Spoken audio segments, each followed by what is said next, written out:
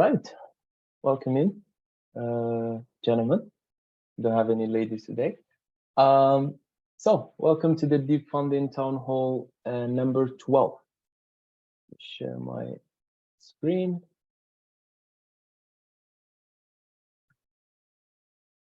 Hopefully you can see it actually. Can you see my screen properly? Mm-hmm. All right. So Deep Funding Town Hall is an initiative by SingularityNET community in a collaboration with SingularityNET Foundation. It aims to establish an open online space for the Deep Funding and SingularityNET community. And if you'd like to keep in touch with us or check out Deep Funding or SingularityNET or the AI marketplace, here are some relevant links. And today we'll have two main rooms. We have again with us Paragoza, and he will be talking about hugging face to SNet and how do I ensure quality. And this is a follow back for the project that is being worked on by Parag about the integration of hugging face. And the second room is by Felix, and it's going to be about deep funding community discussion. So that is about it. Let me stop sharing my screen. And then we go back to the familiar faces. And I guess we go with Rafael this time instead of Jan. Give us some updates. Yes. A little twist in the general framework, right? But I'm glad to be here with you all. It's always a pleasure. And well, I would like to start talking about something around the general topic of awarded teams. We do have a channel in Discord for awarded teams, and this is for those that are here and the ones that are also watching the video later.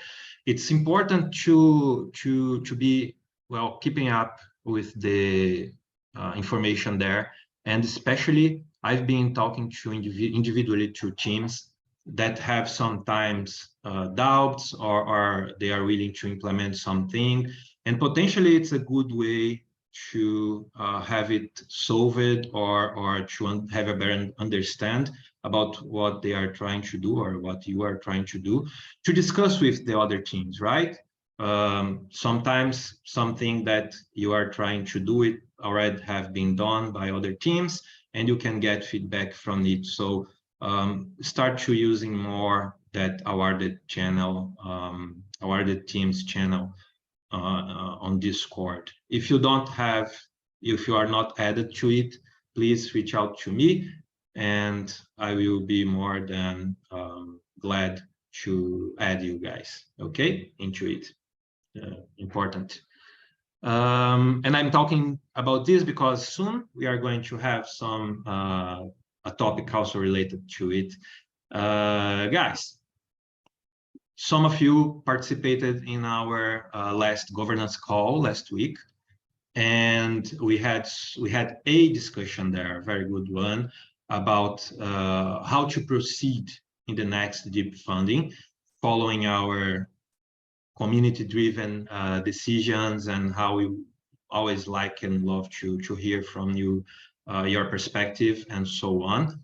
We talked about the two options to implement the next round of deep funding. One being keeping using Sway as the platform to have the proposals and the voting as well as we are used to do, or even though we would have to wait a little bit further to start a new round, to change towards a WordPress portal or a portal that we are developing in order to be more suitable for our process. Considering our discussions, it was common sense, I would say, in that room, to be faster with the round 3 launch and test more our solution. Okay. Along with that situation, we also had a governance period, which we had a lot of calls and meetings that didn't generate new significant changes into the rules and etc. And again, this came from new community, this feedback. We had lots and lots of discussions and possibilities, but it seems that what we have been doing so far, it's good enough to proceed. With that feedback from you guys, we decided to start the process of Deep Funding 3. Okay, today is more an announcement, even though we still need to define some information around it. But some data info that I can share with you already is we are going to announce properly the start. We are going to start, sorry, we're going to start the Deep Funding round 3 in about 2 weeks. Okay, so just to give you a time frame around and how we could better prepare to that. We are going to make a blog to announce. We are also doing a community call around the Deep Funding round 3. And during these 2 weeks, we are going to update our website with the new rules. Even though we have basically the same rules from Deep Funding 2, we probably will tweak some points that we understood that it's better to improve. Okay, the expectation for the whole Deep Funding round 3, it should take about 18 weeks. So we are talking about 4 months from the beginning, the launch, until the final process and eventually follow-up stages with teams, that the kickoff calls and etc. Right? So it's also a framework, a time frame that we are expecting. That will be probably at the beginning of October, mid-October. Okay. We are going to have, and also another topic that we discussed before. It's about summertime. I know we also had discussions about, hey, yeah, it's summer in some parts in the north and not necessarily in the south region, but it's because of this period that we have to consider because a lot of teams might be enjoying that time. So due to that, we are expecting this 4 months, a little bit less than 4 months to operating. 5 weeks for submission.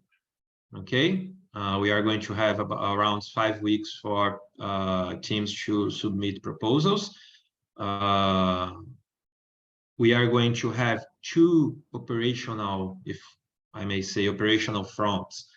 One which is internal to Deep Funding, where things will go moving to make it happen and be successful. But also, we are again going towards this decentralization process and how we want to have the community involved and everything that we do. We have decision processes that like governance calls and etc. But we also are going towards a more tasks and to-dos framework.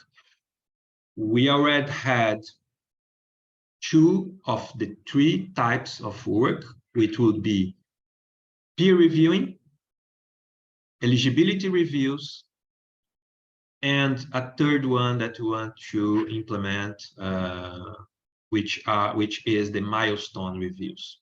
Okay, so most of you already know the process and what is the milestone, but just for clarification, milestones are the parts of the project that have to have deliverables in order to receive payments for the next milestone, right? So these milestones, we are also willing to to decentralize the process of reviewing it and then being for the payments. Okay, so peer reviewing is that subjective feedback. This is made by awarded teams. Okay, so we have a group nowadays of 28 awarded teams that have expertise doing this process and etc., knowing the process from end to end.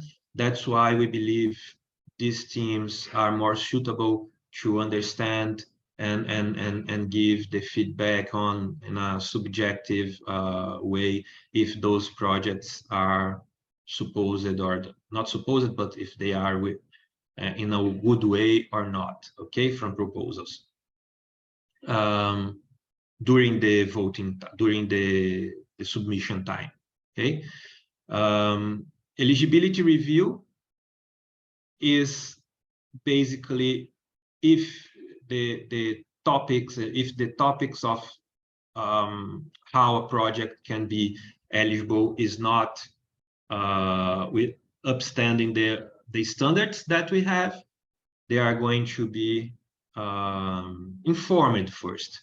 There are two eligibility review phases, okay? The first one, so, and now we are talking about community members doing this task. They are going to check if the proposals have all the topics, all the checks that they need to have. If not, they will be informed, the teams will be informed with the proposals in order for them to redo or improve the proposal. Second time with the eligibility review will be just a yes or no. Okay? If no, the proposal is not going forward to the voting process itself, right? And as I said, the third one, which is the new one, also delivered by the community, which it's going to be the milestones review, right? So to wrap up, in 2 weeks from now, we are going to launch the new Deep Funding round 3, and I really hope that the community, the teams that were awarded can support us in this process to make it even more successful than the success that the round 2 and 1 already achieved. Okay. Yeah, Ian, if you have something to add, I wouldn't dare. Welcome. Thank you. Thank you, Rafael. Great presentation. Thank you. Thanks a lot, Raf. Thanks a lot Thank you, guys. for the update. Yeah, a lot of exciting things for the next fund, the next Deep Funding. I'm looking forward to everyone's projects. Go for it, Philip. I have one question, because you mentioned there are 3 different types, right? You have the proposal review, which is done by funded proposals. You have the eligibility review, which is done by everybody, and you have the milestone review. Who is targeted for the milestone review? Well, the milestone review would be done by community members. So, say if you are part of the so it's the peer review. Okay, that's going to have this subjective feedback from the proposals, and it's good because it's sometimes we don't have time. Well, I have to have, but sometimes the voters can't go through the entire proposal and read, and sometimes it's too technical. So we have awarded teams members that will kind of give the summary of the proposal in a better way and saying, hey, we are backing this project in the sense we believe in this project, right? This is the peer review. Eligibility and milestones done by community, and it's more on a check. So yes or no, right? It's more objective or in this sense, more directed. Something also new that we are willing to implement and we are doing the discussions, and sorry, I kind of forget about this, missed it. It's about having a more technical journalist background person having these proposals and being able to interview the teams with proposals to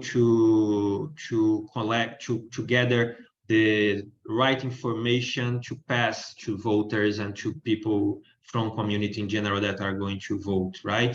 So it's a person that have the expertise of the right questions to do, right? Understanding, perhaps sometimes even going in the pain of the projects and, hey, what's going on here? Why is that made? And to get answers.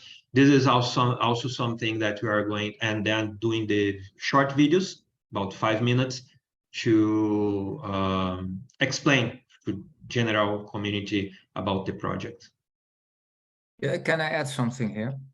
So this interview is in the ideation stage. So this is something that we really would like to have, but we have no idea if we can find somebody, what the budget would be. If we do it, the thing that we are thinking about is really to have somebody professionally doing that in a really concise way. Because that would mean that you have all the proposals in the same tone of voice, with a neutral voice. So the peer reviews would actually be to recommend a couple of projects. This journalist role that Rafael mentioned would be to neutrally give everybody the same exposure, but in the same way. Because some proposals and some proposers are technically very good, but maybe not always the best communicators, and vice versa. And we hope that we'll equalize that. But it's really in the ideation phase. We need to find just the right person for that, for the right budget, because our budget is not endless, so we have to be a little bit careful. And if I can add one more thing on the milestone review, I think the way I interpreted your question, Felix, is who will do the milestone review? So the thinking here is that the people that are helping us, and we hope that you will help us again in the next round. It was really a rewarding process, even it was last minute in round 2. So I hope we can do it a little bit better prepared this time, to give you also some more space there. So these people who would do these eligibility reviews would already have a good view on these proposals. So it would be quite natural to ask them a month or 2 or 3 months later, when these projects are actually delivering the milestones that they promised, to ask the same people again, is this what you expected when you did the eligibility review? But one thing I already want to point out here is that we have to be very careful that this will not be a kind of policing action, and that these people will say no, no, no, no. The right attitude would be, how can we help you? Or maybe it would be better if, or could you just, so maybe sometimes they have to be strict, but supportive, from a supportive, because in the end, their success is our success, right? So we have, all of us have to help to make those teams as successful as they can be. So those were my 50 cents. Thank you very much. Yeah. Well said. Well said. Kenrick, I see your hands up. Yes, thank you. Great to be underway with Fund 3 and soon. It's been great working with you all. I have a question about how the voting system actually works with the SingularityNET system. Do I understand right that although you're connecting Ethereum and Cardano wallets, it's actually running on the Ethereum network? Is that correct? Or is it just totally off-chain? Is it an off-chain voting system, or is it an on-chain voting? Can you describe a little bit of the process? And then I have a follow-on question, which is, you know, kind of leading. So the voting doesn't end up in a transaction, so it's not documented on chain. So in that sense, it's an off-chain thing. But we do check the balances of the wallets, and these wallets are signed. So based on the balances, both in AJX on Cardano and AJX on Ethereum, we determine the voting weight of that person. Yeah. Or attributes So then, no as no other person. right, okay, and so then the vote tallies then are just kind of processed into a spreadsheet, and then the tally is done manually within that spreadsheet. Is that right? Or is it? Yeah, Kendrick, I thought you were aware of that process. I know, so I know it at a surface level, but I just wanted to check the details, because here's the lead-in question. SnapRilla has done a very good job of putting the quadratic funding voting system on Cardano. And, you know, they have a fantastic tool that's been ready to go. And they are looking for first customers of use of that tool. And I'm wondering if that's something that SingularityNET is interested in exploring. We're always interested in exploring. There was this other tool, very well known. The name just escapes me now. Gitcoin?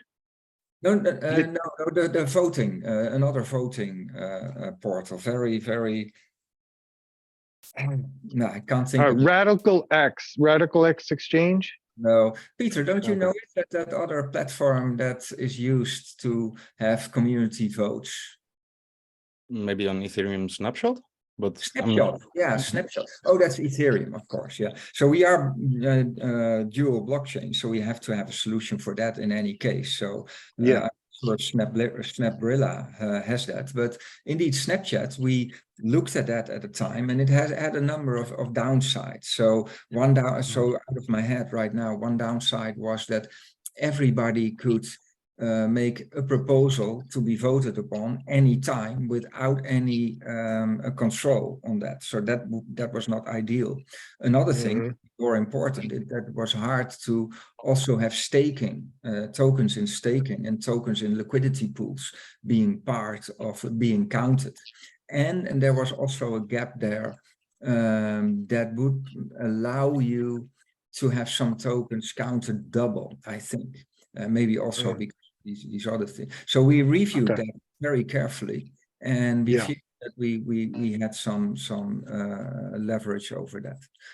But if we have a tool that will make our life easier and works great for the community, then yeah, why not? We would love to. Also, I would like to add here, we have so far already experimented with different kinds of voting, right? Yes, no, but also we have graded voting, like 1 till 10.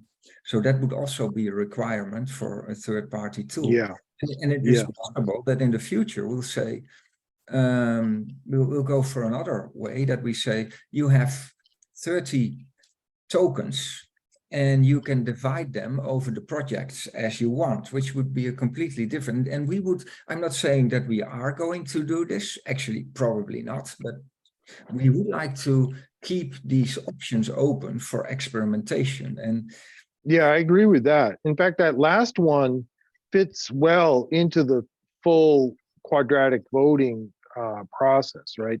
That you actually, like right now, we're just taking the square root of the wallet, but the full system for quadratic voting actually is also a kind of rank voting system where you decide how many coins you want to put on each project. And so you get a way of ranking your preference for projects, not just yes or no on a project. Yeah, and you can decide whether you want to put all your cards on this one project or whether you will distribute them evenly over all the projects that you like. And at the beginning, before round one even, I was exploring these kind of things and making some calculations to see if we could make some kind of reward model based on that. But basically, in the end, it turned out to be not worth it.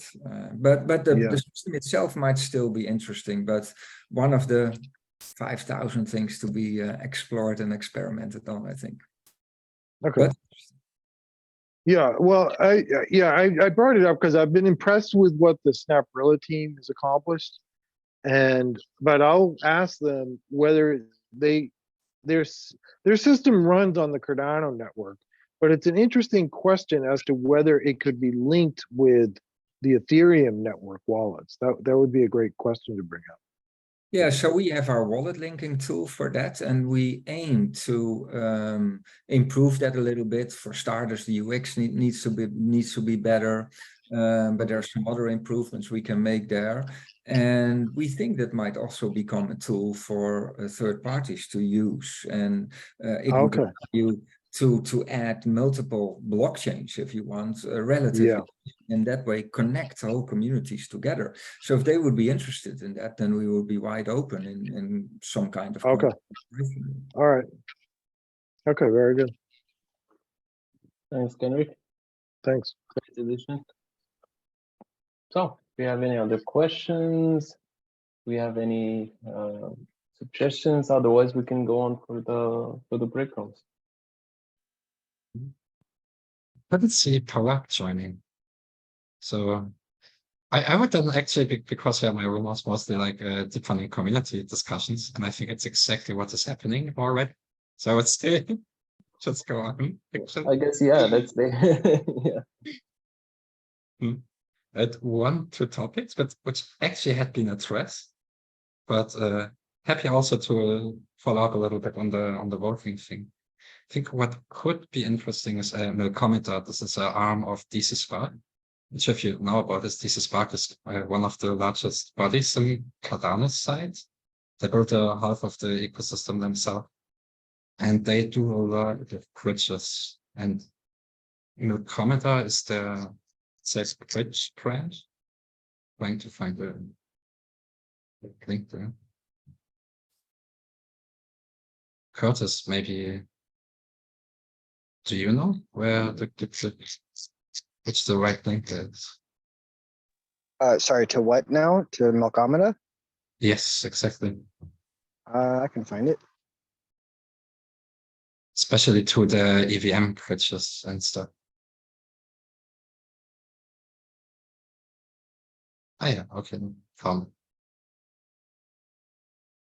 But yeah, to Cardano side, there's several open source tools actually which are available. But yeah, problem is it only works on Cardano side, not the bridging.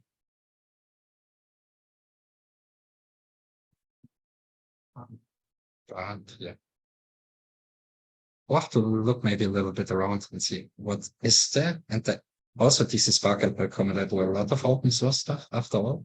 So there's a lot of code already written that you might be able to use actually. And different voting systems as well as bridges. Links are in the live chat. There are several when you scroll through some GitHub links and pages. And one other question I had, but this was actually already quite addressed with the introduction of new ways of engagement, because we had a really good call yesterday in the aftertoner as well with Dor Gabash, where we spoke a little bit about we really have this issue that it's not really an issue, it's a success. We have more and more innovation funds, especially DLT-based innovation funds coming up. And we really have a main issue because very often knowledge is built within one ecosystem, then other ecosystems start their stuff, but the knowledge access, management, and sharing till date right now is horrible, actually. And it's insanely difficult to communicate made mistakes or learned lessons between the ecosystems. What this leads up to very often is that you can observe several ecosystems working on exactly the same problem, exactly the same challenge, enabling a lot of resources, not coordinating. And then I think there could be a lot done actually in this regard. And so, for example, one really interesting learning is from this innovation fund systems is a little bit this chicken and egg problem. What do you design first? The group or the engagement? Like sometimes you're able to design and fully scope a full role of an ecosystem group, which you would like to envision to be active in the ecosystem. Sometimes you can't. Like, for example, do you start with saying, okay, you want to have proposals, or do you allow it to everybody to submit proposals? Right? You can't define the full scope of what exactly you expect from a proposal, because in the best case, they come with ideas which are totally out of the box, not something what you think about. In this regard, for example, you more target this by, okay, provide possibility, the way of engagement that people can become proposal. You don't have to define the exact scope of how the perfect proposal need to look like, right? With this, you set already by default 2 roles, the proposals and the funded proposals, even without envisioning exactly the role. And there's something quite interesting to see this ways of engagement leading to emerging groups and roles in the ecosystem. For example, yeah, what you spoke about, for example, and Rafael, the milestone reviewers, right? Catalyst did a lot of experimentation on this. Mina also with SingularityNET a bit. But on the side of challenge teams, for example, right? That you have a group of community members. Usually they are reviewers as well. Come together and then they check the milestones. This was introduced the last funding round. And for this really main question right now is really to say, how can we support these native innovation funds with enabling access effectively to knowledge, experience, and expertise from each other? Because this is very often exactly what you need to kick off your stuff, right? To say, hey, we need to know what works, what doesn't work, what are best lessons learned, what shouldn't be tried, because this most likely tends to go fucking nuts. Like, and really understand this on both sides. On one side, really, I think from the community, to say there are a lot of amazing innovators around with a lot of great ideas. And how can we facilitate a little bit movements between these individuals across different funding rounds? Because each time they can bring back as well very valuable lessons, right? They can start to compare and say, hey, look, here I can do this, there I can do that. Which would be actually quite interesting. And on the other side, also from the entity side, because each of these innovation funds are usually created by a founding entity of the respecting ecosystem. And very often they, by default, have to be the custodians, the gatekeeper, right? Because they have the responsibility to build it all up. And also there very often things happen in black boxes, not because they want to, but because it has to, because if not, it just doesn't evolve. Make everything open to discussion for all the time. Right? To say, okay, so you have these 2 different crews, and how could synergy and knowledge management between them then?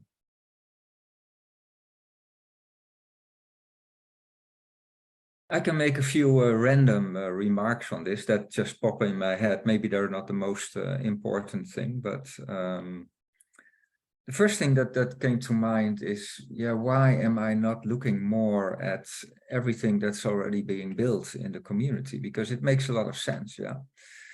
And the very simple answer is, I don't have the time. I don't have the time. I don't have the time to review and really, and if you want to do it well, then it takes more than 5 minutes, right? Then you have to really look at the features and maybe have a conversation and maybe try it out. And the truth of the matter is that usually I don't even have that 5 minutes.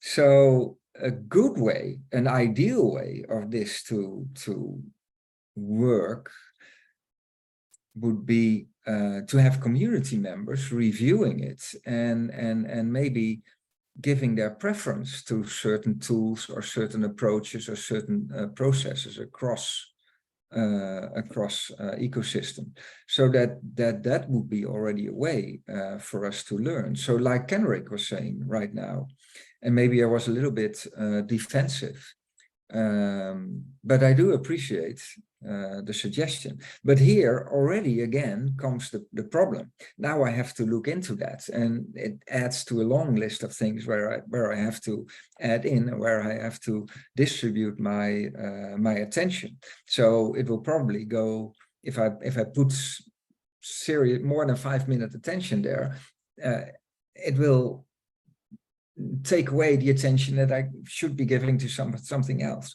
So that's always a hard part. So I don't have an ideal and a perfect solution for that yet. Maybe it's also the phase that we're in. Maybe if we're all a little bit more mature, that we get more room and space to look around us and to see what else is there. I have to admit that me and probably anyone else in the space has a little bit in different amounts idea of the not invented here syndrome. Also because it's very easy to understand what you are building yourself, because you've defined all the requirements, you know all the ins and outs, you know what works, and if something doesn't work, you know why, and whether it will work in the future, and what the purpose is behind that. And to get that level of understanding of one third-party project is already an effort. But if you, of course, there are hundreds of tools and things in the ecosystem, so that's really a job. So, you know, out of the blue, immediate suggestion here, what we could do.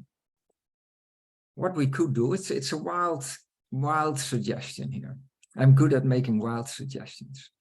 Suppose that we would have 10 grant systems or 5 grant systems that are all building stuff and working on stuff. Maybe we could all chip together a small amount and reward a certain group of community members to do all that work for us. And these people would need to come from different ecosystems with different backgrounds, so be really neutral. And discuss it and look at the pros and cons, not just of the tools, but also of the processes, and not just of the status quo, but also of the purpose behind it. So, for instance, we have an interesting vision, I think, in reputation, contribution scores, and quadratic voting. But in reality, we're only this far ahead.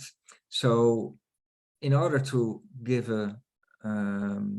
an opinion on that or an assessment on that, you would not only need to know what there is today, but also the idea behind it and the goals behind it. So that's hard work. That's tough to get into that deeply. But I can imagine the ecosystem as a whole would benefit from a group of people doing that kind of in-depth analysis, and it would need to be done on a functional level, but also on a technical level. And if then there should be a line of pros and cons coming out of that. So that could be really, really interesting. And it could also be a way of tying these different domains in the wider ecosystem together, bring us together, and help us work together and collaborate. And I think that will be to the benefit of all. So I'm getting away here a little bit, but yeah, I think it's an interesting thing. One more remark here. I know a bit about product development, and what makes a product. So we're talking now about tool, right? Not so much about a process, but a tool. For instance, our contribution tool that Kenrick is making here. To make a first version of the tool, usually with a limited feature set, is usually okay to do. What makes it complex and expensive to develop is to make a really nice, slick user interface and to make it configurable. And what you will see is that different grant ecosystems will have sometimes slightly, sometimes very different requirements. And usually you can fit that in somehow by making all kinds of configurations. But at that point, when you're going too far there, it can easily become very expensive. So that's another perspective to keep into account here. Yeah, that's helpful, John. And bringing it up wasn't to put it on you. It was to kind of ask the question of the community. And even for myself, you know, to think about that as sort of a potential proposal for Fund 3, you know, that would build upon the work that we're starting now with the contribution scoring. You know, in other words, if what we're doing now can be tied into an on-chain voting system, that might be another attractive thing to try to help deliver to the community. Yeah, and there's a whole other aspect here, which I'm a little bit in doubt whether I should bring it up here. But I'll do it anyway in respect of transparency. Some tools are quite essential for the processes that we're doing. And the question is, should these tools then be dependent on deep funding rounds, or should we be able, as deep funding staff or whatever, to allow such tools to be funded to a certain extent anyway, without always having a community vote on that? Personally, I think within certain limits, that would make things much more reliable, efficient, and effective, and faster. So for you, Kenrick, in this case, it would give you some security if you know that you would have, and not excessive, but reasonable funding to bring the tool to a certain stage without needing to be fearful that it would stop halfway development, which would not be beneficial to anyone. So yeah, that's a whole different aspect here. Right. That's very quite interesting what they tried in CK Ignite. Actually, good experiment. And it seems to work out.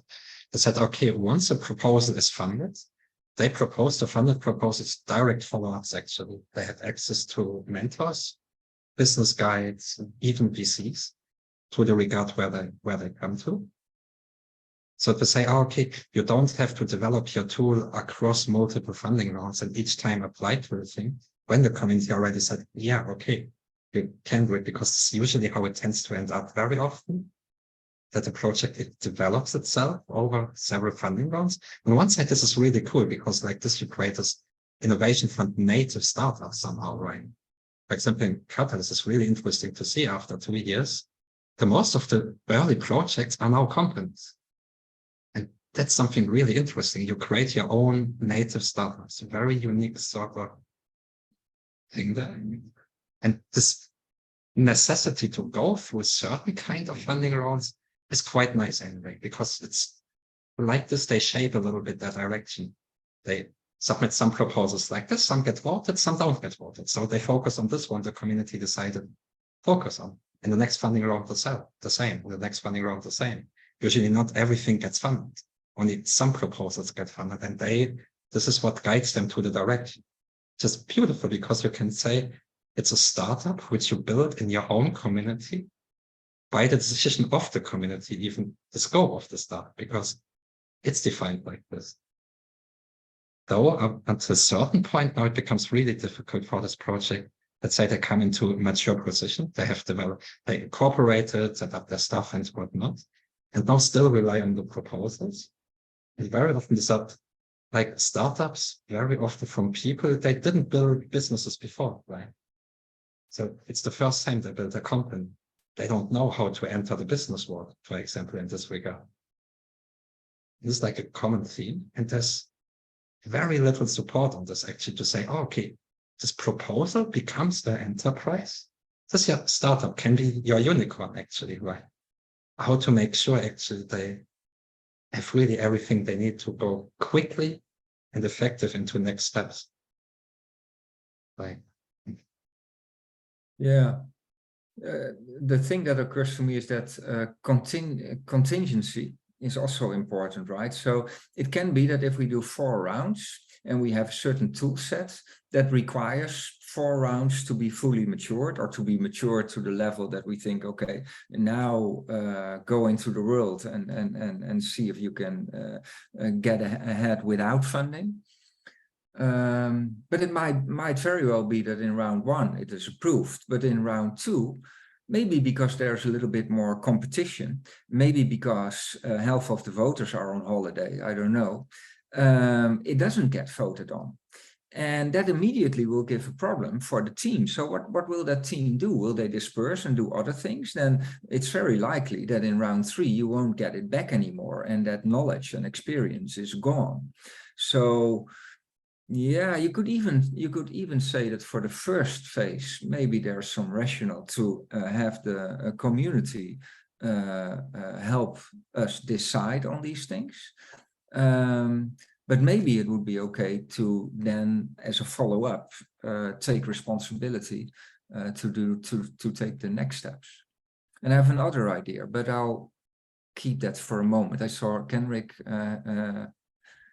holding up his hands, but Sorry, I meant to press chat, but I guess I'll go ahead and say it. okay. I'm not necessarily recommending this, but I can describe an innovation fund that I worked with inside of Raytheon and the way they would manage that kind of situation. They would do 2 things with their kind of internal research funding. One is that teams could kind of propose multi-year projects, but every year would have to renew its funding, but it was kind of in the planning as long as they were making progress. And then the other thing is, when they funded a project, they would give funding to the team for the full year. However, every quarter, all the funding was up for review, and teams could be cut either because they weren't performing, or that just the priorities changed during the year. Now, I'm describing the process. I'm not advocating the process. It was hell to go through. But particularly on the year budget, when every quarter you didn't know whether you were going to get the funding for the next quarter. And particularly when CEOs of the company decided to make it their own pot of funds, so I'm not, but the only reason I bring it up is that there may be ways to think about that kind of continuity problem where it's not that the team has a commitment fund to fund, but somehow there's a way of giving a soft commitment fund to fund.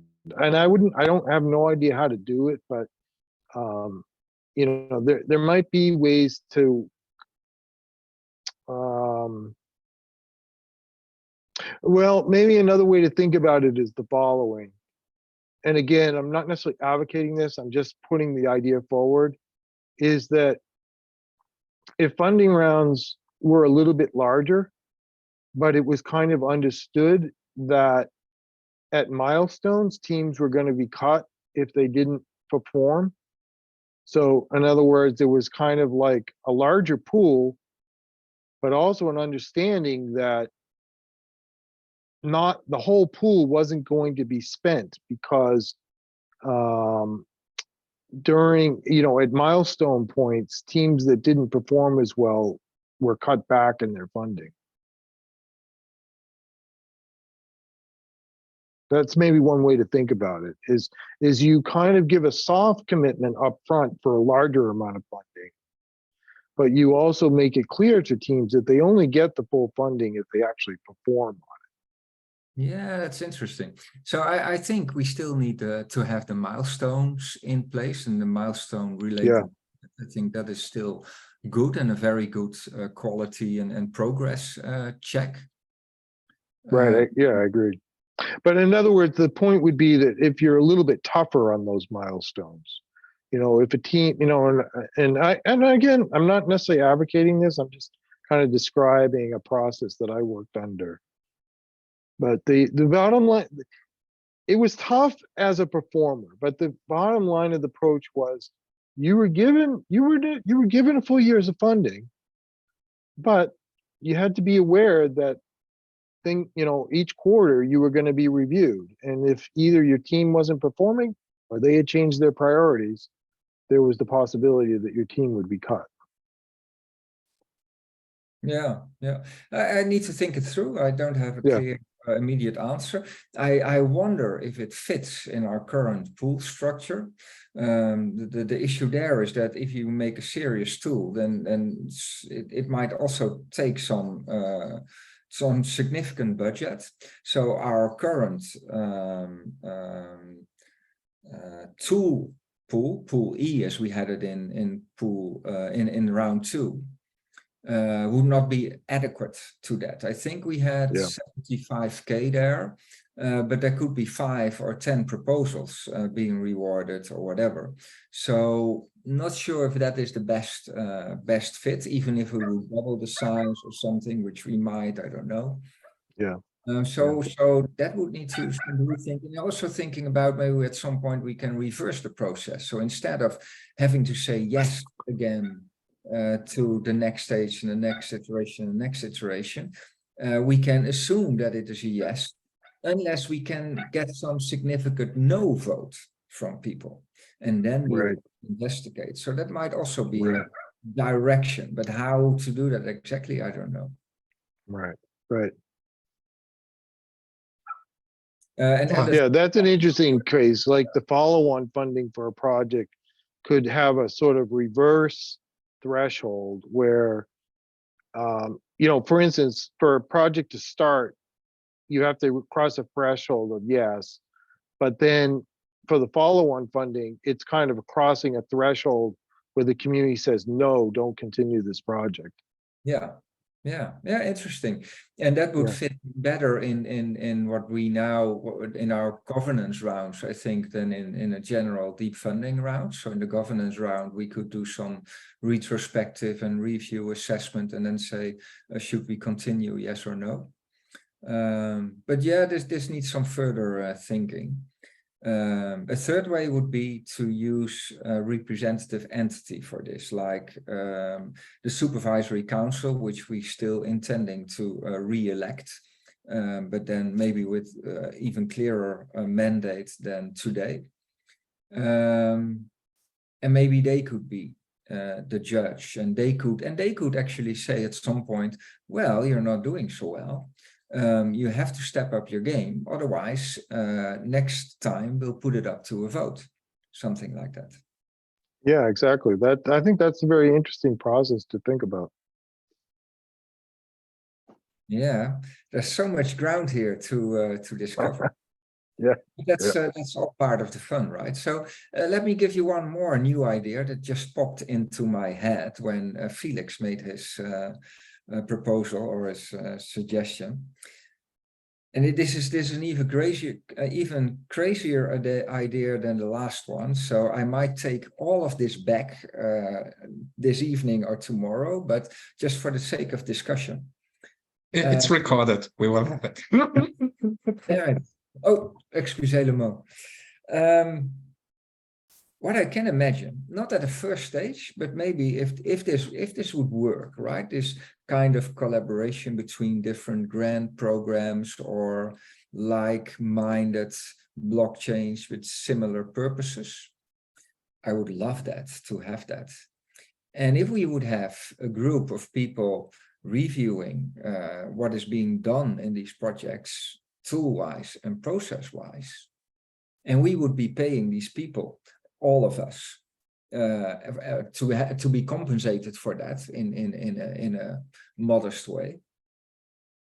The next level up there would be that we would create a fund that with all these grant programs together, that would fund actually new development in which we all had a stake, and that both the community and the staff of these funds themselves would buy into.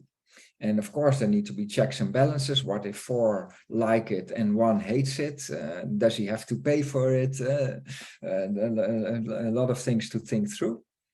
But also solutions will be there. And Yeah, well, in fact, what you're describing, John, is exactly what SnapRiller built. So they modeled it after the Gitcoin, and it has the option for executing either quadratic voting or quadratic funding. And like you're describing, the quadratic funding, the way that process works is you have a sponsor that kind of kicks off a challenge and puts some money up to it. But then the community has to match the funding. And it's only when you get matching to it that you decide which projects actually go forward with funding. And so it would be both the sponsor and the community contributing to paying the funds for a project. Yeah, there's something there. It sounds interesting. And the benefit I see also in this working together of these grants. So if you're paying for something, then you feel responsible for it, right? And then you feel like you own it. So the not invented here syndrome is gone, basically, or for a large part gone. And it would make our whole ecosystem a lot stronger if that kind of collaboration between different blockchains and different entities would materialize and would be strong. So I also see it as a means to build these relationships and build these collaboration and perhaps at some point interoperability into it. So it's not just getting consensus and getting support. It's also about building a community of communities, basically, and building stronger bonds between different blockchains and projects. This is a beautiful direction to think about. Because actually also what I think also makes sense, for example, also from a personal experience, like for example, the last year from Swarm side, we have been paid by actually Catalyst to do stuff here, right? And this is actually a quite interesting way to go, to say, okay, the project in order to engage does not forcefully have to be funded by you, right? So there could also be some synergy on coordination where we could say, for example, what are the advantages of each of these innovation funds actually? Catalyst is very massive, very large funds, very broad. You can go with pretty much a lot of different stuff. And Deep Funding is very different, right? It's already the focus on AI. It's much more focused, much more looking, I think, also like more matured projects who have already set up the developer team maybe, and who have already experience and stuff. This is our assumption, but I think anyway, it's more focused. Where, for example, SingularityNET had on Fund 7 their own challenge as well, right? I think this was actually a really good thing. Maybe not in the way how it's built in Catalyst as Catalyst native, but to say, being present with your ecosystem in the other ecosystems as well. Because Kenrick, this is where you started to engage with SingularityNET, right? That's where it all started, actually. Yeah, that's exactly right. We met the SingularityNET team through that fund, and exactly. Particularly Matt who was the challenge lead for that, was extremely helpful in providing introductions to the wider SingularityNET group. And we can see how this plays out. And here you are, right? Pretty deeply involved in SingularityET Deep Funding. Like, was a nice catch, actually, right? And it's a little bit how it's set with Catalyst native, because unlike Deep Funding, I mean, Project Catalyst is really a for-business product of IoT, so it has a different purpose and has a different business model behind. It's not led by, let's say, Cardano Foundation. In this regard, there are some differences in the main basics, but I think this principal idea of creating cross-presence initiated by the founding entities and say, hey, guys from CK Ignite, oh, cool, hey, zero knowledge stuff is pretty insane, can be used for very much purposes. Would be awesome to pull some capacity and resources. whatnot, and you need other stuff. And yeah, I think we have a first example here actually of an experiment which has been proven to be quite effective actually. We didn't analyze it as such, but there is already some stuff. But for example, only for catalysts, we had several proposals also in the SingularityNET challenge. Jan, do you remember the budget which was allocated to the challenge? For the Catalyst channel challenge on the SingularityNet, you mean? Mm-hmm. Oof, It was 500K. 500K, okay. But when you look back on it, I mean, how effective was this? I mean, we have Kenrick. Is Kenrick who offers $500,000? I would say yes, definitely. But when you look generally back on it, on all the funded proposals, how did it went for you? I think it was very effective. I remember that NewNet got awarded for making the pool operators decentralized, which is a great example of synergy between two platforms, I think. So yeah, I think that in itself is wonderful. And I think Matt proposed for AI DSL, which is interesting. And don't remember I think there was a third one at least, but I don't remember which one it was. So from that perspective, from the project perspective, is what it was interesting, but perhaps it was more interesting even because of the connections that were made and the visibility and the interactions between the programs. Like having you and Kenrick and some other Cardano people here tonight. Because one thought, and it's because you said, when you think very wide, very far, there could even be like a cross innovation fund, right? Say this could even be as a first step before towards this direction, be simply because all of these innovation funds, they have challenges. Some call it challenges, others call it pools, others call it sections or missions or whatnot. But it's always the same. You have this different buckets in which proposal come then and submit specific proposals to them. And to have this, for example, a simple cross innovation challenge, where you could say, for example, founding entities set them up together, put a common stake in, for example, train already each other how to manage such a thing. And this you can duplicate to each innovation fund.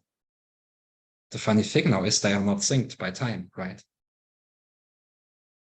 When, for example, right now, deep funding proposal submission is open and not open in 2 weeks. As I understood, the Catalyst is already open. CK Ignite is building the second cohort. Well, actually, one of the things we're trying to achieve with our new platform. So there's one lesson. Let me start with that. We onboarded on Sway because we figured it was great and it needed some improvement. But then we got dependent on them and their roadmap. And it didn't follow our purposes anymore. So we felt held back for a while. So we started to do our own thing because we even though Sway is a good tool and they're lovely people, and at first sight you would think, oh, you can make a proposal, you can add stuff, so what's there not to like? It turns out, if you go a step deeper, there are quite a few things that we would like to have different. So just that on the high level, you say everybody needs a proposal, there can be a lot of things that are still different. So that's one perspective. The other perspective here is when we started Deep Funding, we had a choice whether, well, it wasn't really a choice. We didn't have AGIX on Cardano ready and in wallets, etc. So voting would have been different. But apart from that, we could have chosen to just be part of Catalyst. And I am 100% behind the choice that we made then, that we went our own way. Not because I don't like Catalyst, on the contrary, but because at this early stage where we are in this whole ecosystem, it is good to have multiple experiments and multiple things so you can see what works.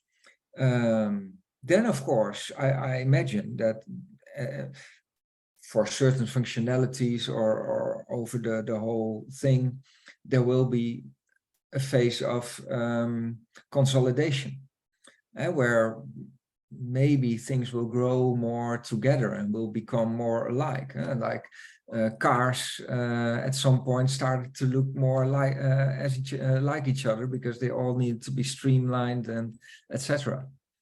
So that might happen in the ecosystem as well. So it's not always obvious. And what was the last thing? Oh yeah, that's a tiny little thing. You mentioned that Catalyst already starting, Deep Funding will start a new round in 2 weeks, according to Rafael. Don't kill us if it's 3 weeks. We'll have to make the final date there. One thing that we want to do is to enable anyone to make a proposal whenever they want, even if there is not a pool open. They can already start making the proposal, and then when the new round opens, they can just click OK, submit. That might also give us a little bit of insight in how many proposals there already are waiting, and maybe that would be a reason to speed up the next round, for instance. But the main reason for that is that people can always start, can always do something on the platform. So this is just a small thing.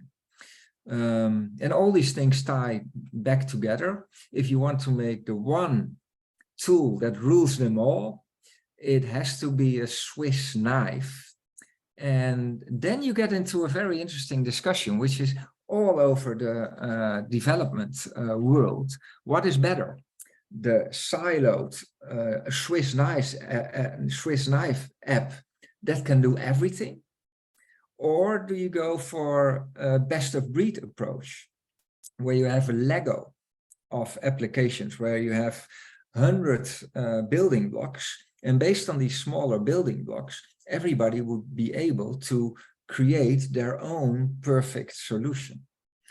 And my guess is that that latter approach is probably the best to put your bets on. And that's easiest also for collaboration. So a very small example, our wallet linking tool, it's not brain surgery, but it's a very small and nifty and handy tool. And it can be used in very different scenarios. So if we can let that mature a little bit more, it could be handy for a lot of people in a lot of purposes. And maybe that whole proposal thing, we can also break it down in functional areas, like the submit thing and the feedback thing, to name 2 important ones. And maybe you have 3 flavors of feedback tooling and 2 flavors of submitting proposals, and you can choose the ones that you like. That would be a very interesting direction here. On the tooling side, also on the technical, I'm strongly advocate of there is no one solution fits all, especially in this regard. Each community, each ecosystem is very unique, right? And they have their very unique needs of specific tools or processes. But I think what could be really strong is empathizing in each ecosystem that the administrative tools and operational tools are built open source. So we would have a large palette of open source tools where each ecosystem can say, okay, which one do you want to pick to how it fits best to you? But making sure that all of them produce this open source set. And as much you give, as much you could get in a return from the other ecosystems in this regard.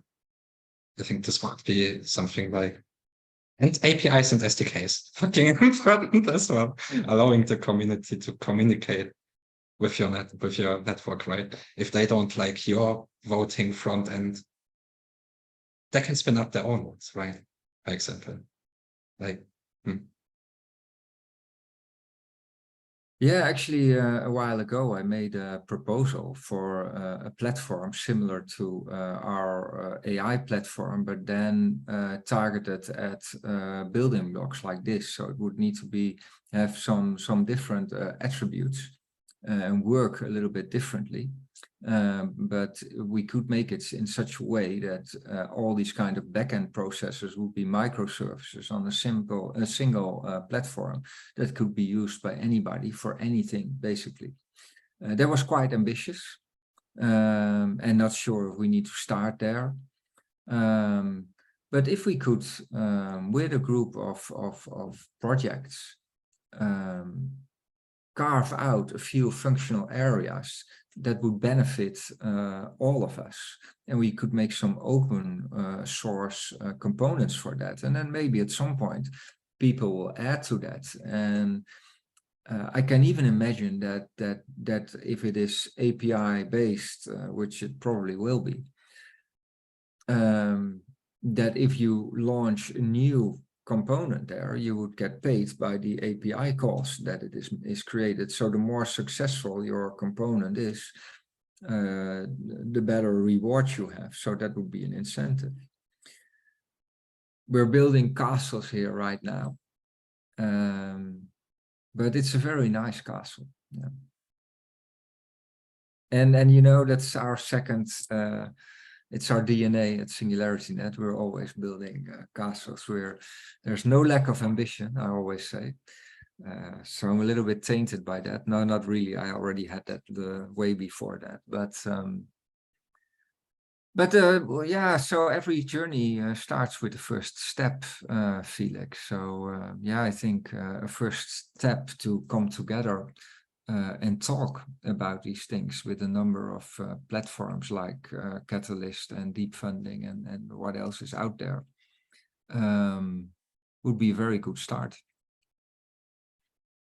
The best case, I think, what could really happen is that, for example, in your regard, right, when you say, hey, we need help on this or that, that, you know, there is a resource of people, which right now Deep Fund is still very early, still very young.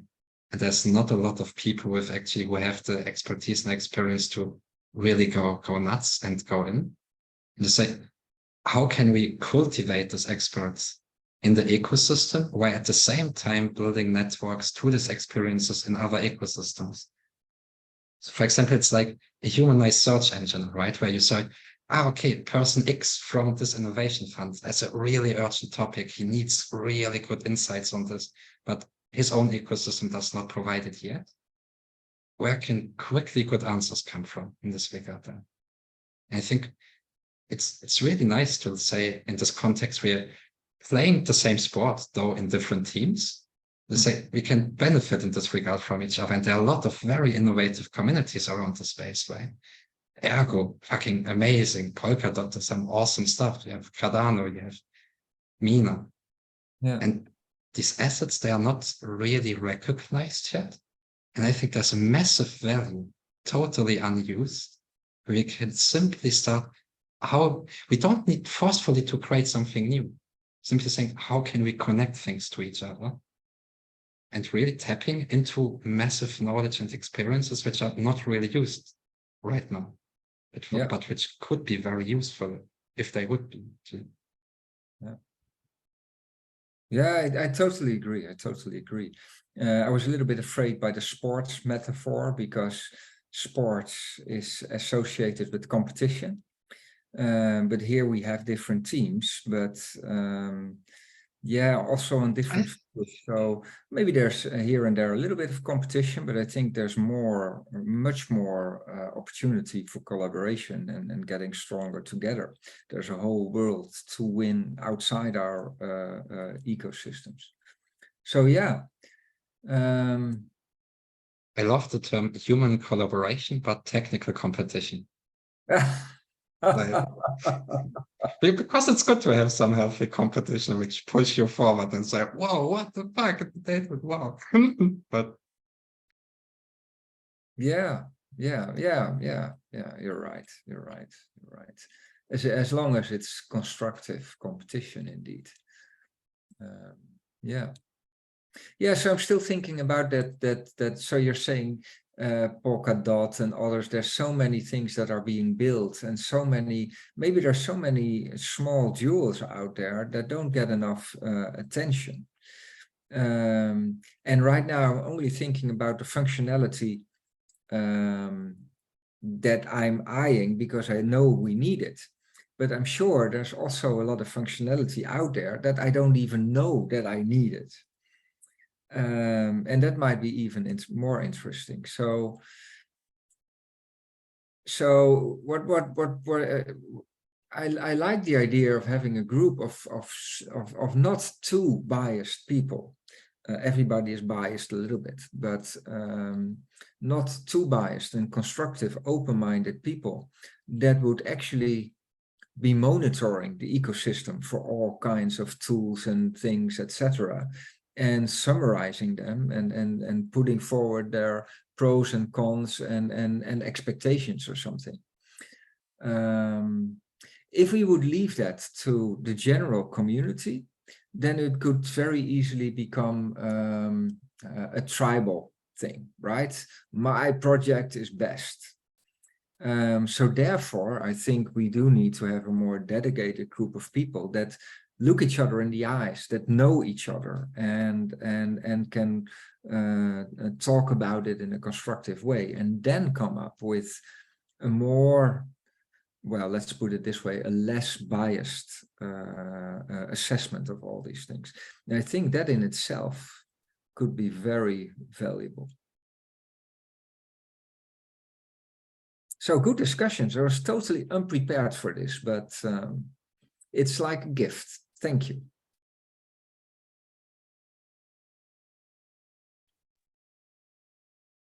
If we would go with a proposal for this, let's say Catalyst or Deep Funding, for example, to initiate a first group or simply planning such a group first. Somebody here in the call who would be interested in joining such an initiative? Can you repeat that, Felix? If we would go with a proposal in Project Catalyst or Deep Funding, to simply say maybe not directly initiating such a cross-innovation community, but more like creating a first plan together with some entities to say, oh, okay, let's create a plan which matches well the expectations from, let's say, Deep Funding and Catalyst, SingularityNET, for example. Simply developing the plan. Are there some people who would be interested in joining such a proposal?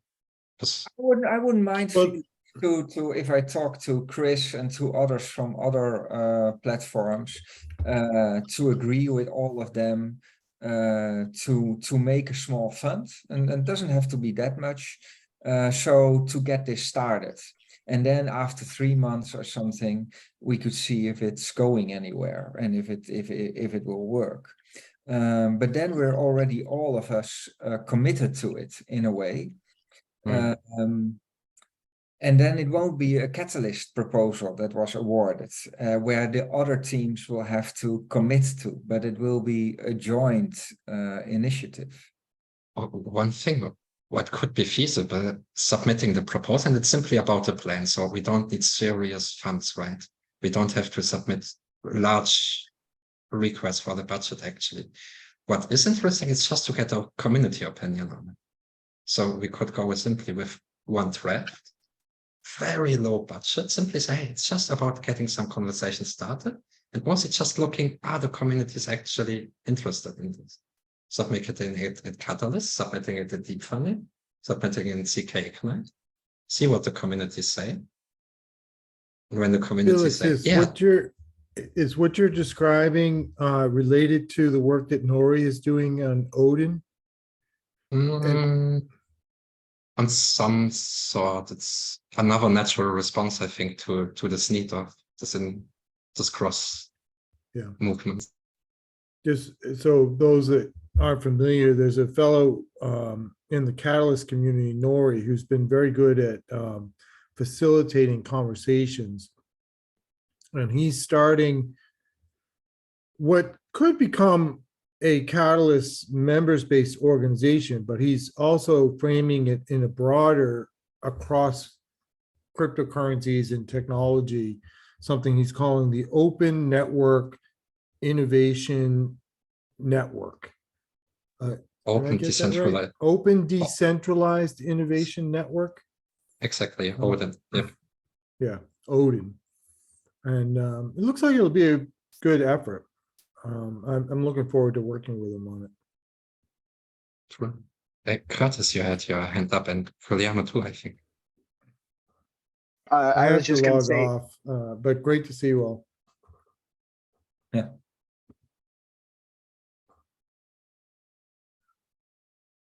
Carter, sorry, you got cut off.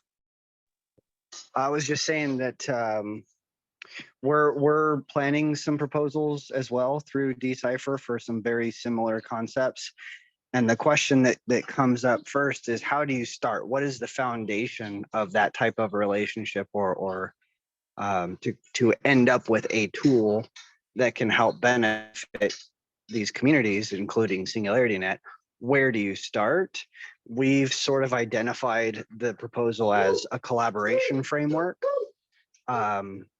So how do you start and initiate a collaboration group, and what are the vision statements? What's the culture that you're building?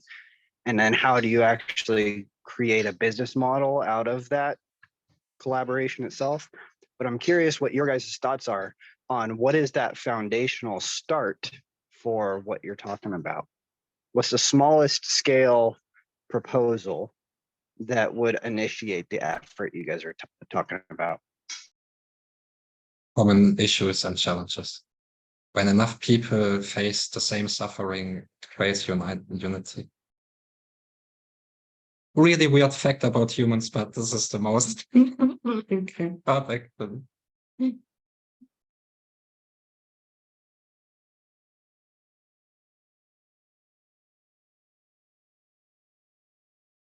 I like the fact that you use culture already. I'm not sure if you can define a culture and then have it, but to be aware of that is important, I think. And for me, culture in this case would need to be things like helpful and collaborative and open-minded, and those are the words that come to mind. And the smallest scale proposal, yeah, so I think you can attack it from two sides. Either you start with what is already built and you start assessing that and reviewing that and build in terms of processes and build in terms of tools. I think that would be kind of an obvious way to start. But another way to start could also be to make an inventory what is needed. But often you don't know what is needed until you know what is out there and what the options are. So.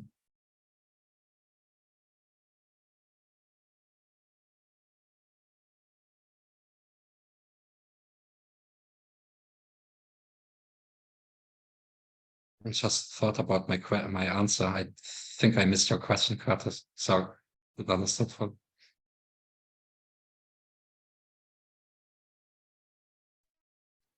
Yes, very much. It all aligns with what we're trying to identify to as the structure and what is the value you're trying to get out of this relationship or collaboration, the knowledge management. So thank you.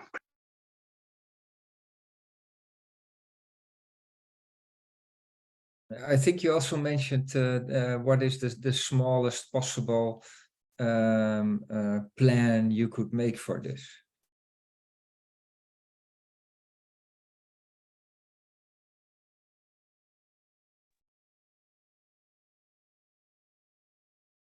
It's maybe the definition of community.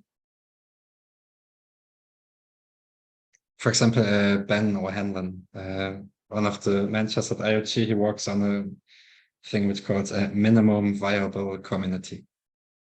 What does an ecosystem need in regard to have a what is this actually? Because it's quite weird.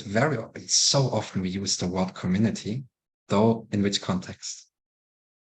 Very often when we use the term community, it doesn't really apply to what we know from this term. Communities or online communities was framed around the first large communities like Facebook or Linux or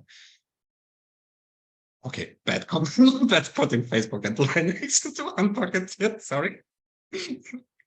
Fuck it, but anyway, yeah, but it's fundamentally different of what here is actually the case, right? Because you have decision-making models, you have your own cryptographic currencies, you have your own economic systems. So when speaking about community, what does it actually really mean? How do you narrow it down and how do you create a minimum viable community actually? which you can identify as such. What are your parameters to define as such? And how do you measure it as well? Like,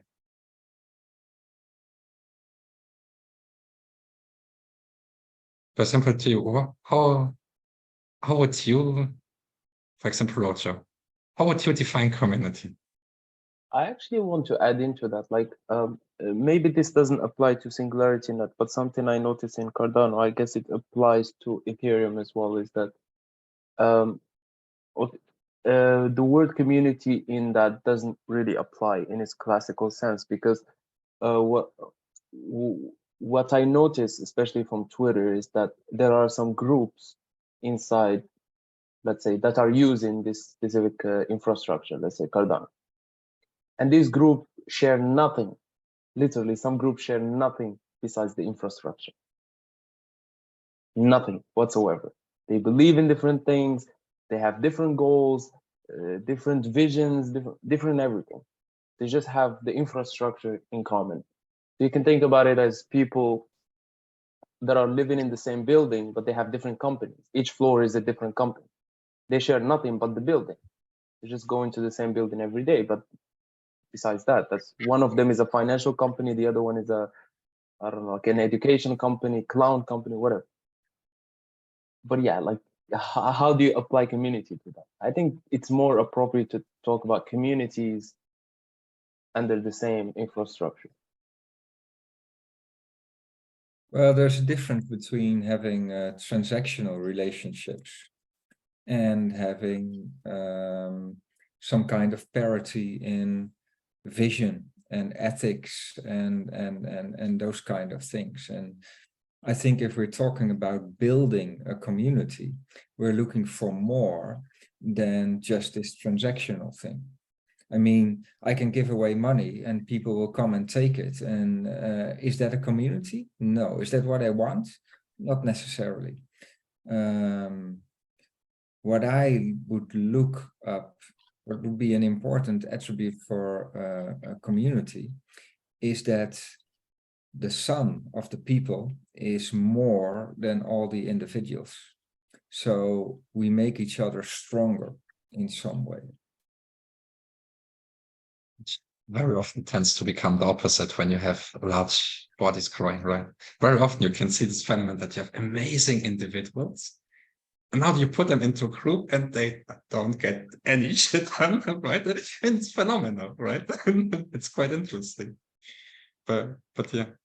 That's a very interesting observation, Felix, and that summarizes the challenge that we have, right? So if you are in a building together, even if you are not that close, you're still in a building, and you walk into each other, and sometimes you look each other in the eye. But in this online community, yeah, it's much harder to build up working relationship. So if we get that solved somehow, yeah, that will be very important. That will be very important. Curtis. I agree. I like what Felix said, and we've seen that as well. One of the ways we interpret that is that community, if a community comes together and makes no progress or seems to be dead in water, it's missing its purpose and its reason for being. So people come together, maybe it's the interests that brought them together, but if there is no purpose or reason for being, then people kind of walk around mindless, not knowing what's going on. That's part of what we're trying to build as well. I feel like there's a few components that help enable a community, and one is identifying its purpose. And by doing so, you're allowing its community members to determine their own value in that community. And everybody does need to see and understand the value to them. Like, what is the value they see in this community? But that requires an intent, an initiative, a purpose, a reason for being.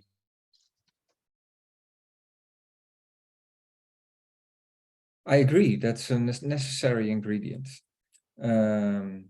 I'm not sure if having that is enough. I agree. I mean, I'm trying not to get into detail just because it's extensive and you guys would fall asleep on me. But there's a lot of components that make a community as well. Project management components, governance components, reputation. We're talking about all that as well. But yeah, there's more to it than that. Yeah, so I think it's a question also of balance. What I'm thinking about right now is some things are just, actually many things are just easier centralized. If China wants to build a new city or a new building or whatever, they just start doing it and it's there in a couple of months. If you want to do that in the country where I come from, there are endless committees and things and people who want to have a say, and nothing might happen. But there's a balance somewhere in the outer ends where it's not effective anymore to keep on talking, but it's also not giving the best solution if you go quick and just push a centralized decision. So the truth is somewhere in the middle. Peter. Well, I wanted to back actually to the community thing. In a way, made me wonder, like, is that in light of simply building deep funding community, or also in the context of reaching out to other innovation funds and then trying to build a collective community? Because that would be super interesting. At the same time, I'm not sure if it would be a hard requirement for knowledge and experience sharing and trying to avoid reinventing wheels. That feels like separate things. Well, what hard requirement are you referring to? Well, I'm saying building a shared community among these different innovation funds would not be a hard requirement for simple knowledge sharing.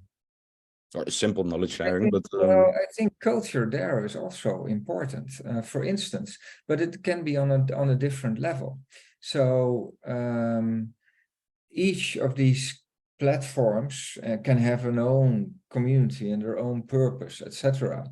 But I think to share things would require also, you have to be willing to share. For instance, you have to be willing to build, have to believe in open source, maybe. I don't know, but that could be an option.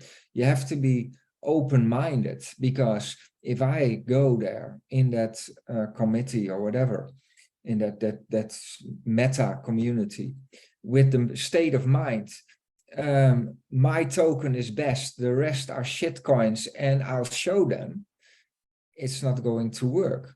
So having that kind of constructive mindset, that is more, there is more community, more culture there than you would think. no, fair, I agree. And of course, yeah, by default, if people would join into such a shared meta group, you would assume these type of values are shared. Otherwise, why even join a group like that? What is quite interesting is communities anyway across innovation funds are quite similar. These are usually not people who speak about any fucking coin, blah, blah, blah. They are builders. They have not taken to check all the time. So price discussions are never on place, actually. That's a really interesting common thing, for example. Usually they are not maximalists. Maximalists are the Twitter gurus and the YouTube guys.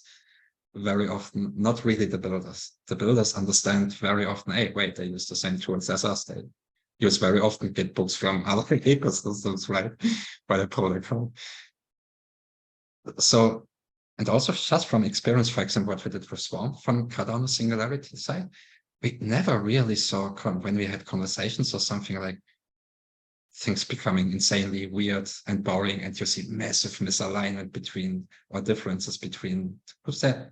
Pretty much the same folk sticking around and trying to do something better for tomorrow than we had yesterday. So I think this actually, I would even assume there is already a culture which is even more visible when you look at several ecosystems and innovation funds rather than trying to identify the culture from a single one. Because then you can see what is actually same, and there are a lot of similarities. Yeah, I do think there would be some merit in documenting that, like the Agile Manifesto. It gives some kind of purpose, actually, as Curtis is saying, and some direction. And I think what often might happen, I'm not knowledgeable enough to make a clear, a definite statement on this, but what I would imagine would happen is that many communities start out in a certain way, because you have the enthusiastic people that come together, and they are dreamers, and they are visionaries, and they're builders, as you say. But then it gets a little bit more mature, and more people get in, and everybody wants to have their say, and some people are contra, and some people are there for actually different things than this original group. So it might be money, or it might be power, or whatever. And then things start to get tricky, and then it's nice to have that purpose and that manifesto or whatever to fall back upon, and to say, well, guys, what you're doing now is not anymore within the boundaries that we started out with. So yeah, I think you can build culture, or you can nurture culture. And I think culture can also change at some point. Actually, we're seeing it all around us in politics, how culture is changing. Maybe I'm an old guy, but maybe it's from all times. Yeah, it's not a given that you start out, when you start out with a number of enthusiastic, idealistic builders, that you will be able to hang on to that culture. Very true. It is interesting, and this usually relies on individuals. Like, for example, in this regard, and deep funding pretty much on you, Jan, for example, right? Because you are the architect, and the node and atmosphere you set is a standard by default, because you are the authorizing person in the ecosystem. Actually, was the same with Door in Catalyst. And this was quite interesting. And when Door left, for example, and another executive came in, the culture changed drastically from one day to another day, because the objectives have been very different, right? And this was quite interesting to see, actually. And another really insane other factor which plays inside, virtual communities tend to have a very short-term memory. And I can't remember a lot in our physical world. We can speak about culture. It's embedded in the architecture, for example, right? Certain style of how houses are built, how the landscape look like, whatnot. So we have also always this hard-coded culture, actually, in which we are able to live. In the virtual space, not at all. It's much more subjective, and therefore much more radical to change. And now adding this very short-term memory to it makes culture an insanely important as fragile construct. Agree. Agree. I was thinking all the time while you were saying this, how lucky I am with Rafael here, following me as the operations manager of Deep Funding. But yeah, you're right. It's very important, and it's fragile too. So it needs constant attention and nurturing, but yeah, I think it's also important to define, maybe upfront or continuously, which are the things that are really essential and crucial to your purpose, and which are the things that might change a little bit over time. But in the end, we can talk a long time about it, and then we can have ideas about it. But in the end, it's just not something you define. It's organic, and life is organic, and all of us will evolve, and these communities will evolve, and yeah, the purpose around it, and that, actually that's a good thing. That's one of the things that I keep as a guideline, that we should make the community and the processes in such a way that we allow things to evolve. But hopefully not losing our main purpose. And in our case is that a beneficial, democratic singularity, if you want. And inclusiveness and these kind of values. This is turning almost into a very philosophical debate or conversation tonight. As it should be, as it should be. It's about community and centralization. It's a TEDx, right? Felix, I didn't say much this time, but something that I also believe it's interesting with this integration between or among fund organizations. We discussed a lot about internal processes and how using the same tools would be interesting because we would be, well, saving time, not reinventing the wheel.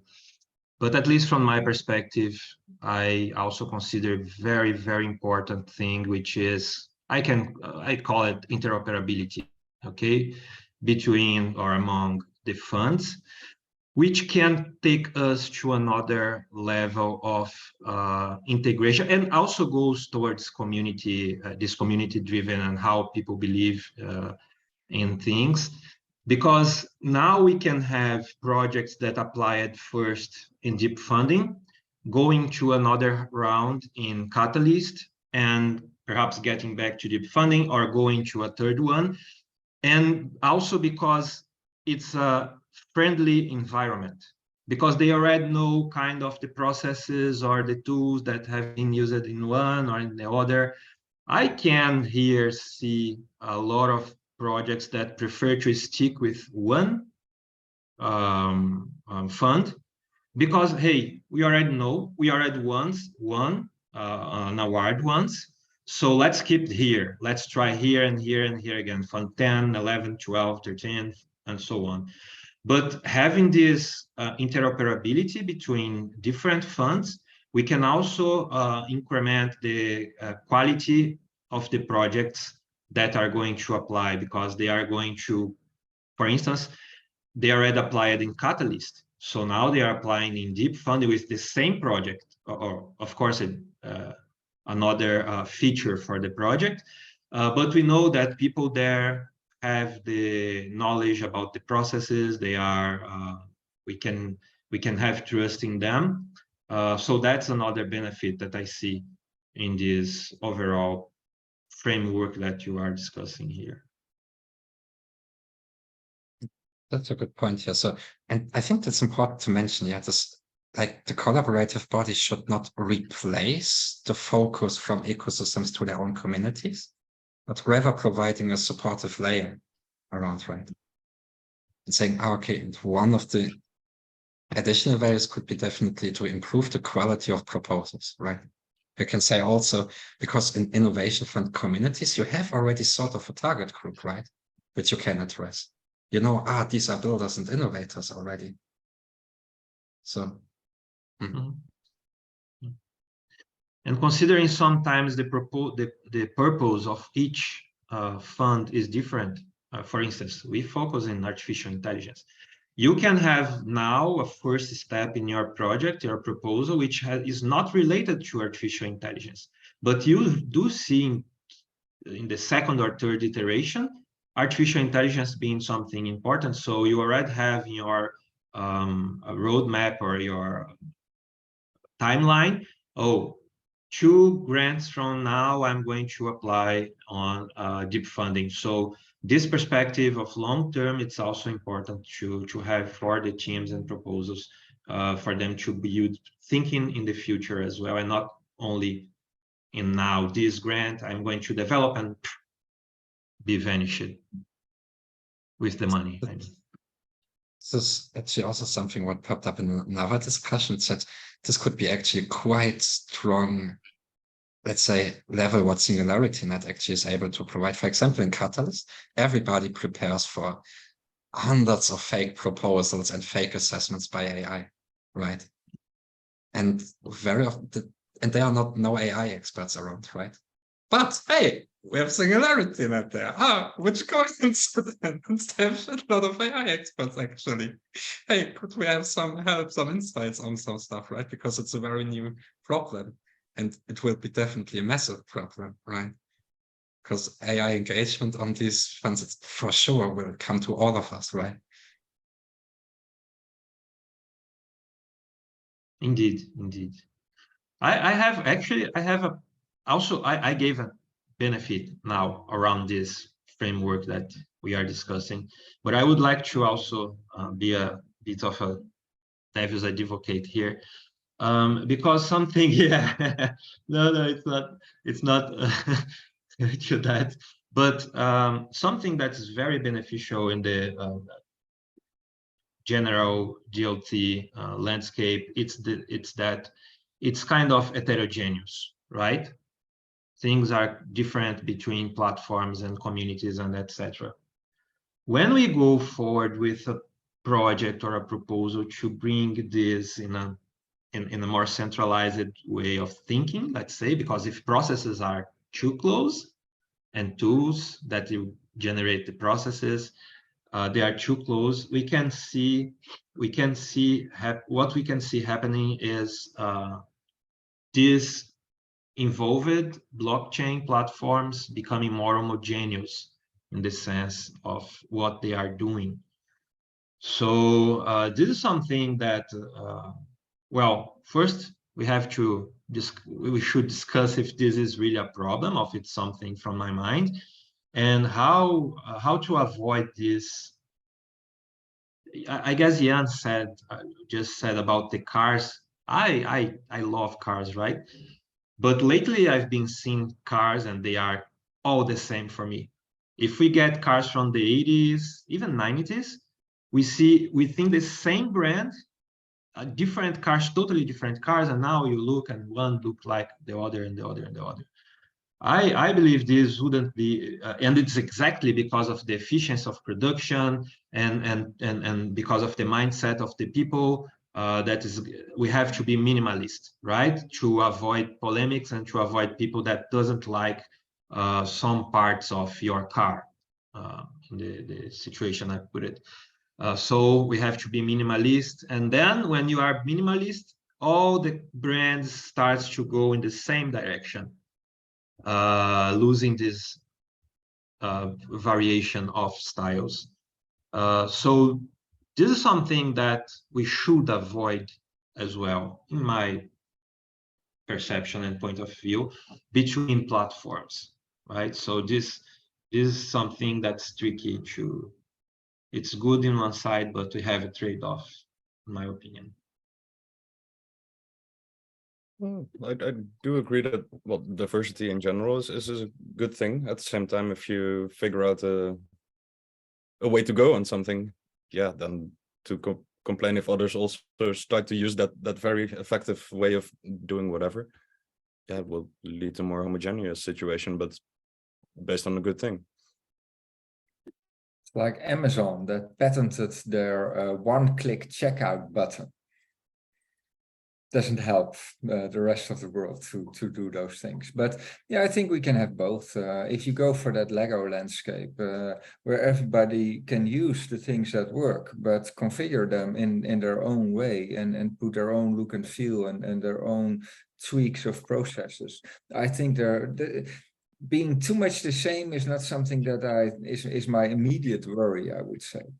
But I do like the perspective, and I also really like your perspective, Rafael, of making the threshold from going from one platform to another as low as possible has its merits. I think that would be important. Yep. Guys, it's 2 hours almost. Before this meeting gets even more philosophical than it already was.